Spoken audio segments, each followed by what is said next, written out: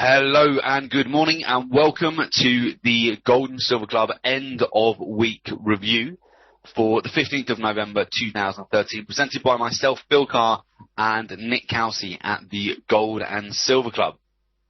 Today we will be reviewing the latest developments in the commodities markets and analysing the week's performance. The live session will cover an end of week summary for gold, silver, oil, natural gas and the commodity currencies. We'll also be looking at the top trades of the week, going through any live market commentary and technical analysis, and also covering the week ahead. So key events looking forward, and of course answering any questions you may have too.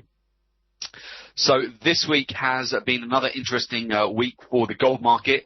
Gold price jumped as Yellen backs the Federal Reserve quantitative easing program. So gold prices ended the US trading session moderately higher, but down from the daily high on Thursday. Precious metal markets were boosted on dovish remarks by the Federal Reserve Chair nominee Janet Yellen to the US Senate Banking Committee.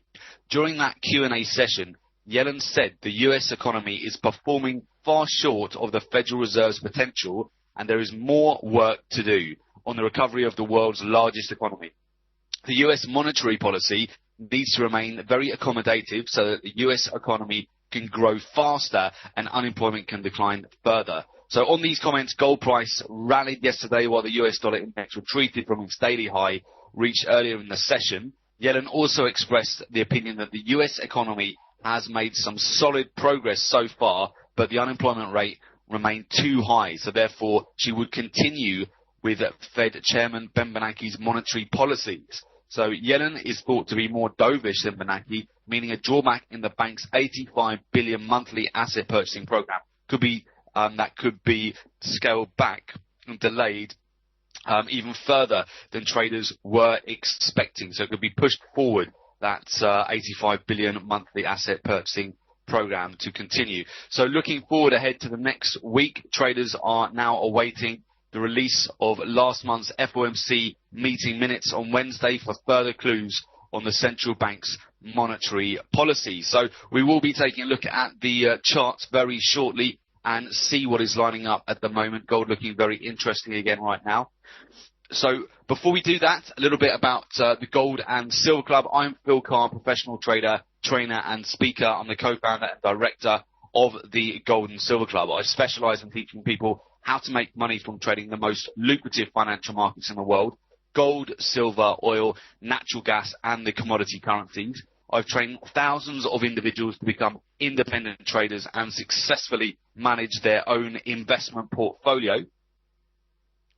I'm responsible for the research and development of the Gold and Silver Club trademark strategies that have a proven track record of generating returns for traders.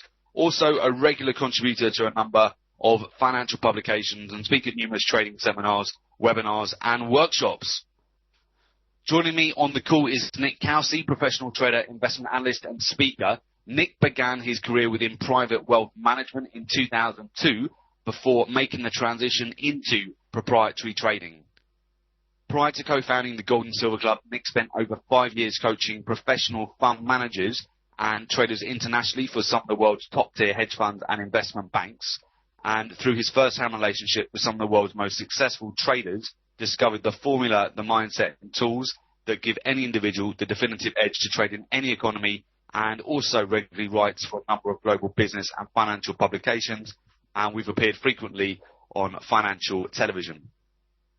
Okay, we're going to take a look at the gold price this morning. So currently this morning, gold is trading at $1,281 an ounce. A slight pullback on yesterday's spike high during the Janet Yellen speeches. So we'll take a look very shortly at the markets.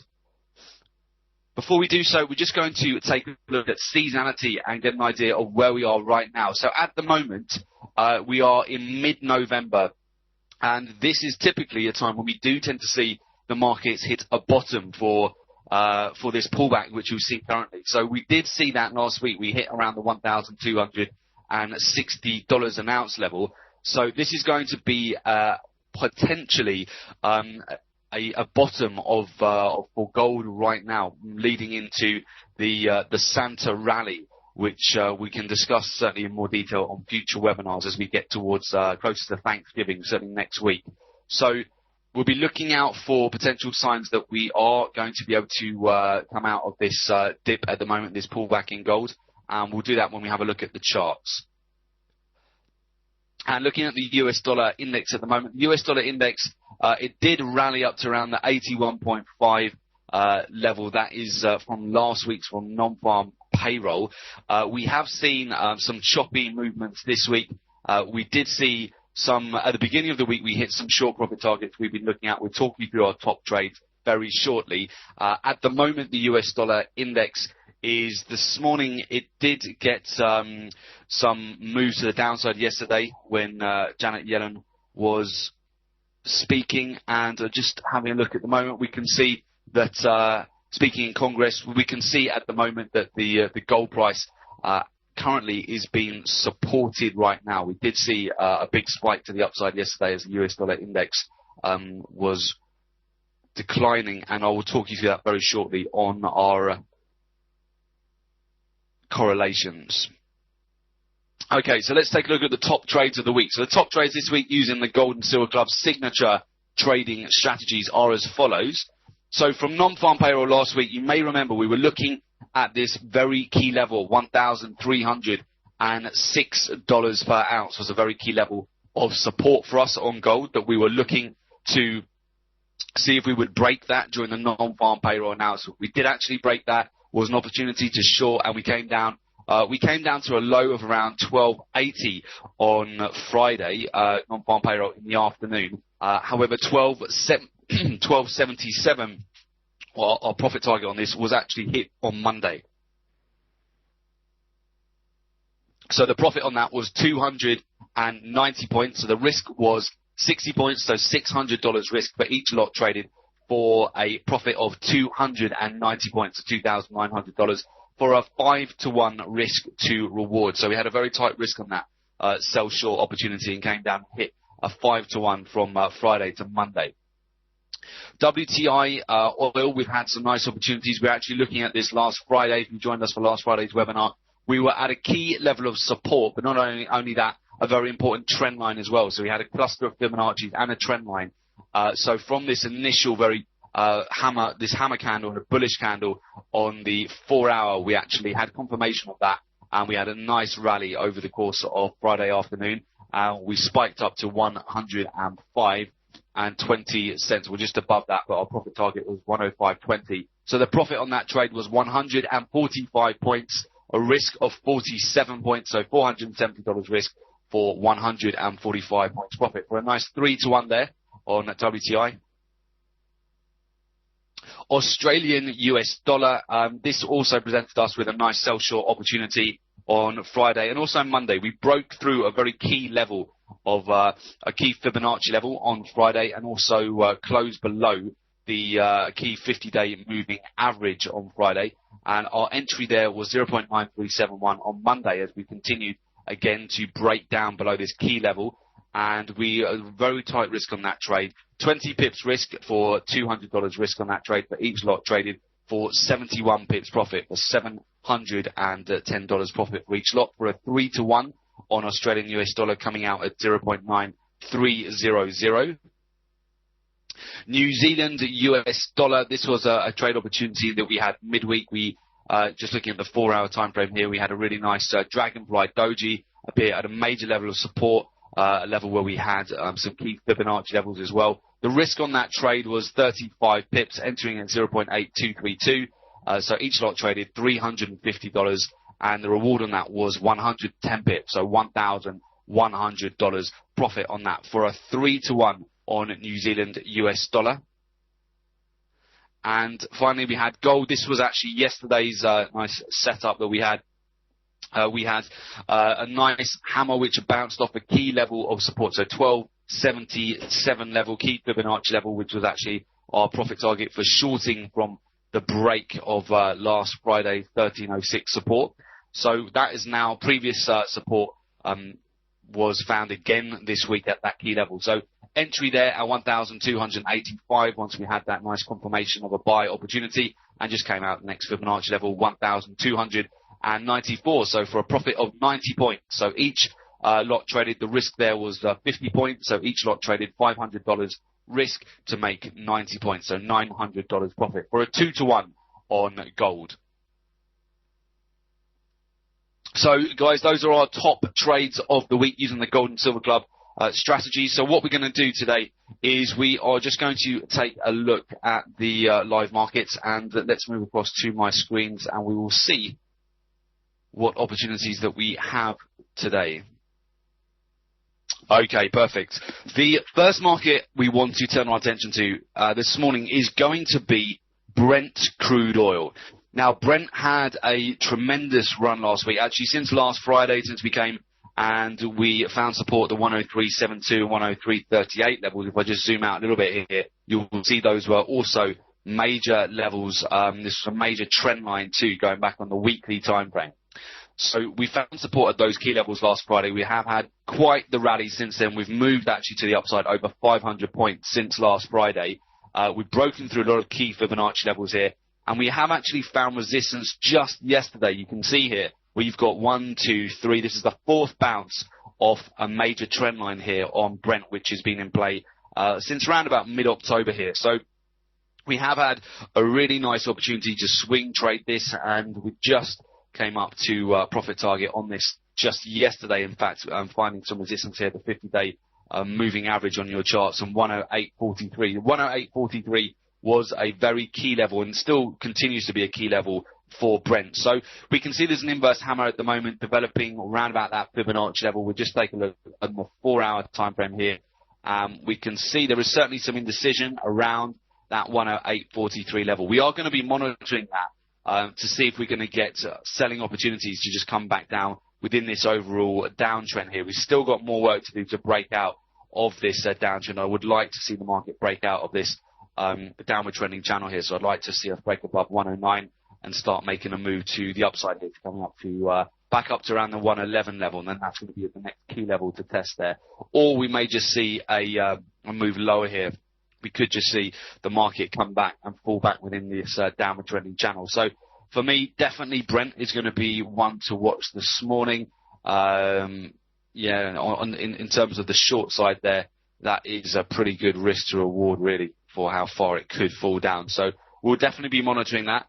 Looking at WTI, WTI did present us with a really nice day trade opportunity just yesterday actually for 120 pips, just as it came off a major level of support down here and also came off a major trend line. So very similar to Brent, except Brent and WTI are very strongly correlated. So the fact that Brent was breaking out yesterday and WTI was still looking weak, it didn't take long. It was about half an hour lag time after crude oil inventories until WTI suddenly started to pick up some really strong momentum here.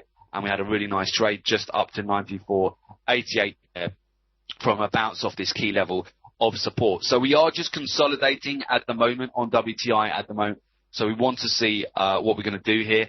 We seem to be finding some resistance. Just got a box of consolidation which is forming on WTI at the moment. So we definitely want to see how the market is going to, if it's just going to come back down here and kiss the 93 level again, how it's going to react if we do see it test this major level of support. If WTI does come down and do that, we could expect Brent to do the same. Or if we can get some support here for oil and we can break out above really these levels of resistance, above 94.88 and particularly above 95.60, then we could start to really start to carve a bottom out for WTI and be online for some quite hefty swing trades here, because you can see that Brent has managed to get all the way to its 50 MA. So that would represent about another 600 points to the upside for WTI. So I would definitely be looking at Brent and WTI at the moment for these potential setups. Also wanted to, we had some requests about this. Just quickly take your, we've had some of our traders do some exceptional trades this week on copper using our strategies, and we just wanted to talk through what we're seeing at the moment on copper. So copper has provided a lot of good sell short opportunities over the last 2 weeks, and we've now we've broken down and we've come down to test a key fib level 3.1401. So I'll be looking to see whether we're going to break that level. You can see if we break that level, there's not much support until we get to the next Fibonacci level just below at 3.08.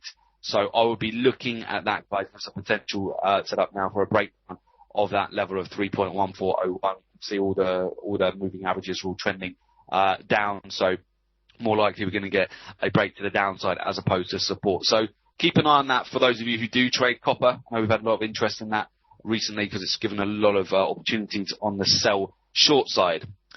Looking at gold, I'll take you to my my chart with all the fib levels in a sec. I just want to show you the overall trend for gold. We are still very much in a downward trend for gold. You can see there's key levels of resistance which have been with us now for since pretty much September 2012. We've followed this downward trending, this resistance channel for gold. We did find some horizontal support this week around 1260 level, and this is where we want to see whether we are going to see seasonality kicking and whether this is going to be the low for the time being for gold as we start to. Seasonality bias would dictate that gold should be starting to pick up now in mid-November. So we did get some lift, obviously, from Janet Yellen. Her comments this week have caused a nice spike to the upside in gold, and we came just shy of the 1300 level. So we are starting to let's have a look on the daily here. Let me take you back to my Fibonacci levels. We give you a better idea. Just going the 4 hour. So on the 4 hour here, we are starting to just consolidate here between 1260 to 1294. So I'd like to see a breakout in either direction. To be honest, I think we're going to get a lot of stop losses triggered and pending orders triggered, and a break of either levels. So 1290, you can see we've got the key levels here. 1295 is going to be a key level for the longs to start getting more interested. Probably a break up to 1306 and then 1321. These are all the key levels that you need, really. And then a break below 1277, I would say, just going to come down and hit 1260 again and 1251. So that's what we're looking at right now. Gold, I wouldn't be surprised to see it come down and retest 1277, just kiss that level and potentially bounce off again back up to 1295, or if we break that, next support 1260. So on the tighter time frames, that's what we're looking at. In terms of silver, silver's been a bit weak this week. It's not responded as well as gold, actually. Silver has been more in line with copper, which are both of them being more industrial metals. So we will take a look at that. So you can see on the 4 hour here, in fact, this is the daily, looks like a 4 hour because of the way it's just consolidating there. You can see the volatility. The daily pips that this market moves isn't huge, in all honesty, so it's better suited for swing trading. 43 pips there as opposed to gold, which moves about 200-300 pips a day, or base points. So if we have a look at what we're doing at the moment with silver, we're just consolidating here. I think if we do get a break below the 2040 level here, the weekly low, we could see some more downward pressure there. There's not really too much to support silver here. If we can tick down until we get to about 1982 just below. So it could be a quick 40-point move to the downside. If we're starting to form a consolidation here on silver, here is the consolidation that we're forming. So a breakout to the upside here. If we start seeing some breaks above 2080, we might see a move back towards the 21 level, 2157. So we'll be monitoring that for silver. I think gold's going to be, gold and oil are really the ones to watch this morning and give you more lucrative trades, particularly WTI crude oil right now. Let's have a look at the commodity currency. So Australian US dollar has given us some really nice day trades this week, been very predictable in terms of it's just been channeling again, had a nice sell short midweek on this, just taking it down to support, and then another opportunity to go long again yesterday, and looks like another sell short again. So it's just consolidating, but there are nice trades to be had, quick in and out whilst it just consolidates within this particular range right now between two key Fibonacci levels. On the daily time frame, you can see we also just have a consolidation right now. So the consolidation that we have here is between the 0.9376 level, just above, and going down to about 0.927. So interesting to see where we're going to break on this. We're going to break to the upside or the downside on Australian US dollar. But whilst it stays consolidated, the 4 hour time frame offers nice day trade opportunities.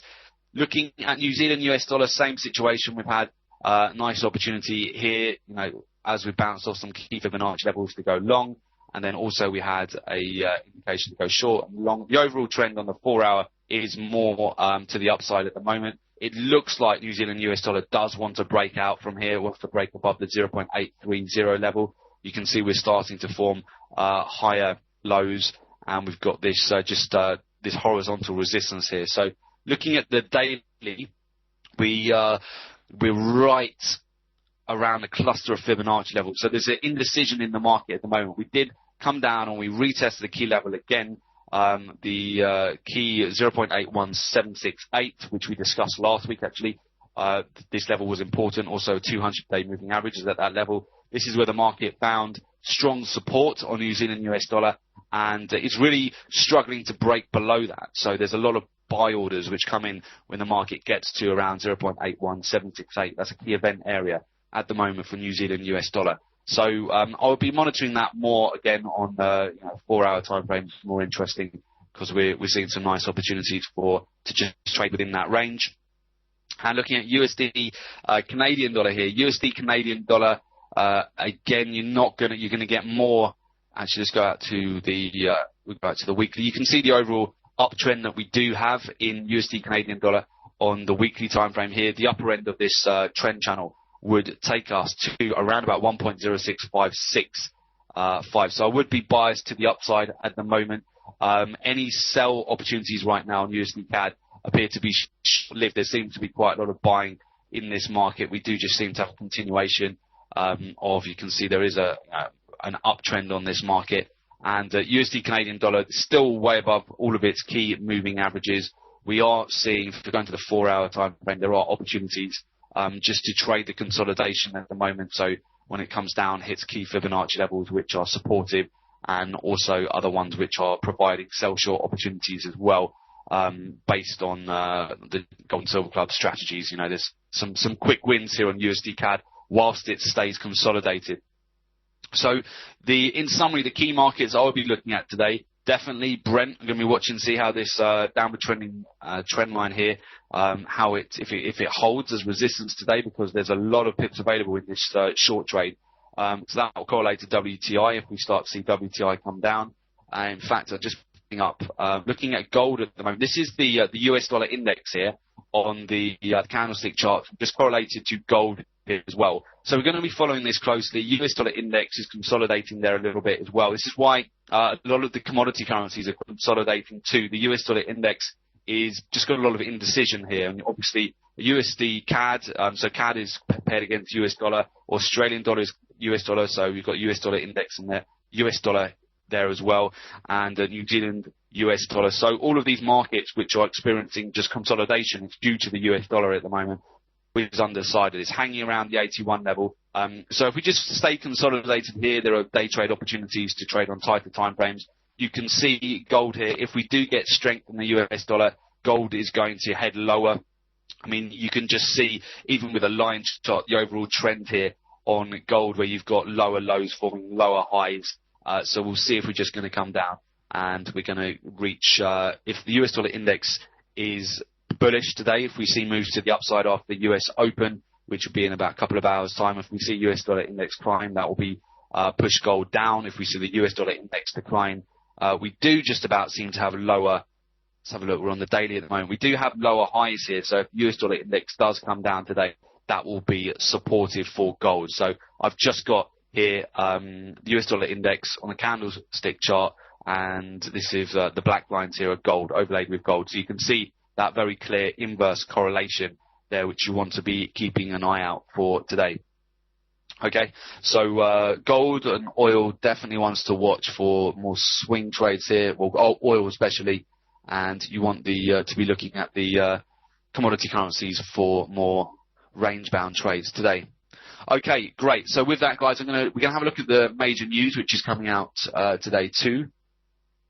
Okay, so going to next week, we've got on Wednesday the 20th of November, we have US CPI. So that index measures, that's going to be at 1:30 p.m. GMT, 8:30 a.m. Eastern Time. That index measures the change in the price of goods and services, excluding food and energy. So the CPI measures price change from the perspective of the consumer. It's a key way to measure changes in purchasing trends and inflation.